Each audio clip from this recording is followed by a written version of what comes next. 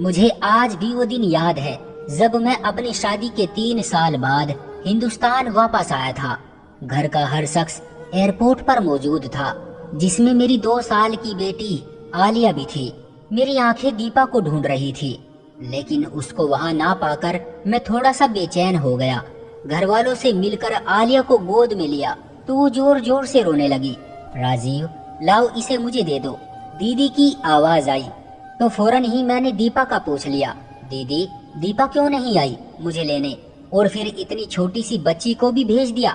राजीव, तुम परेशान मत हो, वो घर पर तुम्हारे लिए खाना बना रही है। वो कौन सा रोज रोज काम करती है, आज सब लोग तुम्हें मिलने आए हैं तो इसलिए खाना बना रही है। मैं दीदी की बात सुनकर खामोश हो गया। एयरपोर्ट से घर तक कोई 1 घंटे का सफर था। मैं पूरा रास्ता आलिया से खेलता रहा। अब वो मुझे देखकर हंस रही थी। सब कुछ अच्छा सा लग रहा था, लेकिन दिल उदास था। काश दीपा भी आ जाती। 3 साल हो चुके हैं उसे देखे। क्या खाना ज्यादा जरूरी था, मिलना नहीं? मेरे दिल में कुछ अजीब अजीब से सवाल उठ रहे थे। खैर, घर के दरवाजे पर पहुँचे तो दीपा पहले से ही गाड़ी की आवाज सुनकर वहाँ पहुँच चुकी थी। दूर से देखा तो दिल चाहा जाकर मिल लूं, लेकिन नहीं, बस दूर से ही मुस्कुरा दिया और वो हल्की सी मुस्कुराहट के बाद पानी लेने चली गई। पूरा दिन मेहमानों का आना जाना चलता रहा। घर वाले बहुत खुश थे। मेरे दोस्त भी मिलने आ रहे थे। दीपा किचन से निकल ही नहीं पा रही थी। कभी किसी को चाय पेश करती और कभी किसी को खाना देती। मानो यूं लग रहा था जैसे मेरी दीपा तो कहीं खो सी गई है। शाम हुई तो मेहमानों का रस कुछ कम हुआ। सब खाना खाने में बिजी थे। सोचा दीपा की कुछ मदद करूं। सुबह से बस काम में ही लगी है। अभी उठा ही था कि मम्मी ने बुला लिया, राजीव मेरे पास आकर बैठ जाओ। जी मम्मी, दीपा से कुछ बात करनी है, आ रहा हूँ। उसे छोड़ो, काम खत्म करके खुद ही आ जाएगी। वैसे भी कौन सा काम करती है, आज ही तो करने लगी है, उसे करने दो। मैं हैरान था क्योंकि दीपा के बारे में मैं ये दूसरी बार सुन रहा था। दीपा के खिलाफ कहीं ना कहीं आग मेरे दिल में लग चुकी थी। सुबह जब दीदी ने दीपा को काम ना करने का सुनाया और साथ में मम्मी भी दीपा को डांटने लगी तो मैं भी चुप करके बैठ गया और सोचने लगा कि शायद मम्मी ठीक कह रही होगी। आखिर वो मेरी माँ है, गलत कैसे कह सकती है। रात को जब सब सोने चले गए तो दीपा से कुछ बात करने का मौका मिला। दीपा, इतनी चुप क्यों रहती हो? तुम तो बहुत बोला करती थी, याद है ना? पूरा दिन हम ऑफिस में बस तुम्हें चुप कराया करते थे। कभी वो उससे लड़ाई तो कभी मैडम सुनीता से। दरअसल दीपा और मैं एक ही ऑफिस में नौकरी करते थे। दीपा मुझे पहले दिन से ही पसंद आ गई थी। जब वो पहले दिन नौकरी पर आई थी, मासूम सी थी, पर बोलने में पूरी तोता थी। हमने 3 साल तक एक साथ जॉब की। फिर मुझे बाहर जाने का मौका मिला तो जॉब छोड़ दी, लेकिन आपको कभी नहीं भूला, तुमको अपनाना चाहता था।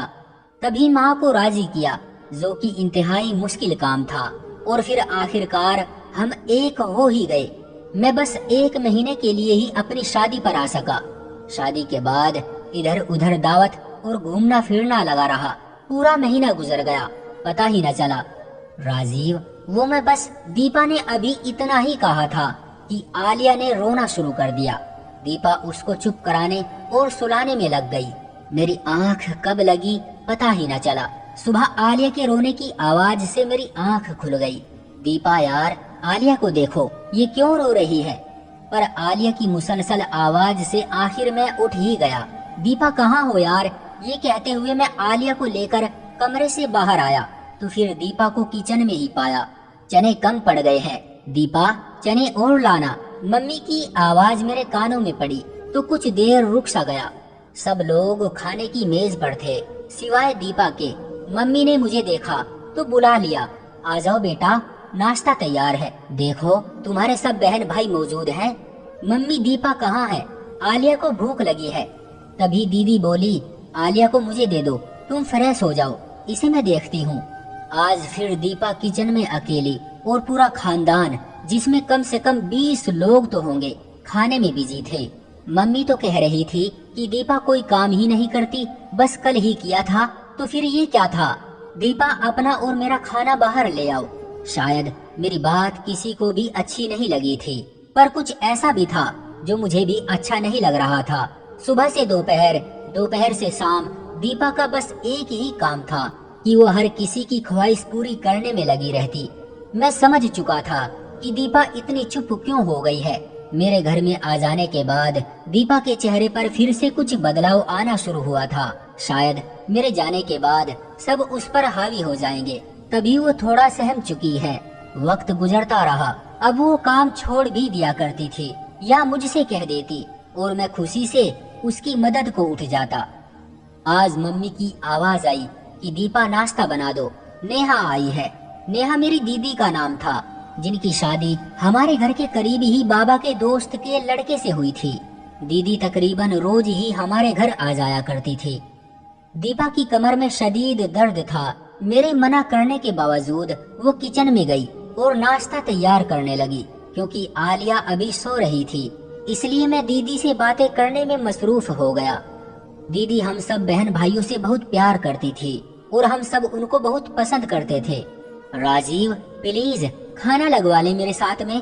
हाँ ठीक है। मैं सर हिलाकर उठ खड़ा हुआ और दीपा की मदद करने लगा। ये बात किसी को भी अच्छी नहीं लगी। जब नाश्ते से फारिग हो गए और दीपा भी आलिया को लेकर कमरे में चली गई, तब दीदी और मैं एक दूसरे से बातें करने में मसरूफ हो गए। राजीव, तुम जानते हो मैं तुम लोगों से बहुत प्यार करती हूँ। कभी ऐसा नहीं चाहती कि तुम लोग खुश न रहो, लेकिन मेरी कुछ नसीहतों पर अमल करोगे तो सुखी रहोगे। आगे तुम्हारी मर्जी, मैं तुम पर जबरदस्ती तो नहीं कर सकती। जी जी दीदी, आप बोले। आपको मालूम है कि हम सब बहन भाई आपकी और मम्मी की बात को जरूर अहमियत देते हैं। राजीव, तुम अपनी बीवी की मदद जरूर किया करो, लेकिन इस हद तक जब तक कि तुम्हें कोई ना देखे।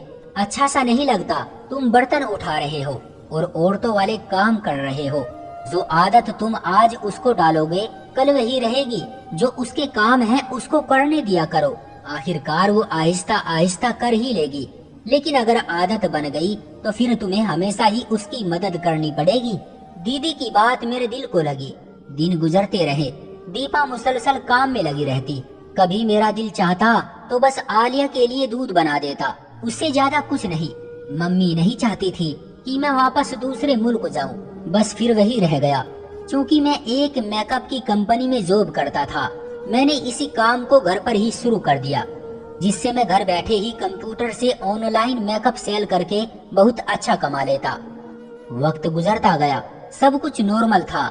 मैंने कभी गौर ही नहीं किया कि दीपा क्या करती रहती है। जब मेरे 3 बच्चे हुए तो गुजारा थोड़ा मुश्किल हो गया। मेरी दोनों बेटियां तो स्कूल जाया करती थी, लेकिन बेटा अभी छोटा था। तभी मैंने और दीपा ने एक फैसला किया कि हम बच्चों को बेहतर शिक्षा देने के लिए शहर शिफ्ट हो जाते हैं। वहाँ दीपा नौकरी कर लेगी और मैं घर बैठे अपनी चीजों को सेल कर लूंगा। दीदी से मशवरा किया तो उन्होंने भी उसकी हामी भर ली कि ठीक है, बस मम्मी को मत भूल जाना। मेरी तो ख्वाहिश थी कि मम्मी को साथ ले जाऊं, लेकिन मम्मी अपनों को छोड़कर जाने के लिए तैयार न थी। वो बड़े भाई के साथ रहने लगी। अब जिंदगी बेहद मसरूफ थी। मैं पूरा दिन शाम तक ऑर्डर ही लेता और उनको उनके पते पर भिजवा देता। दीपा जॉब में बिजी थी और बच्चे पढ़ाई में। एक दिन दीपा जॉब से आई तो शायद कुछ ज्यादा ही थक गई थी, आते ही सो गई और हम सब भूखे ही रह गए। दीपा थोड़ा बीमार रहने लगी थी। अब जब वो जॉब से वापस आती तो पहले की तरह चुस्त और ठीक महसूस न होती। अब दोपहर के खाने के साथ साथ हम रात का खाना भी होटल से मंगवा लेते।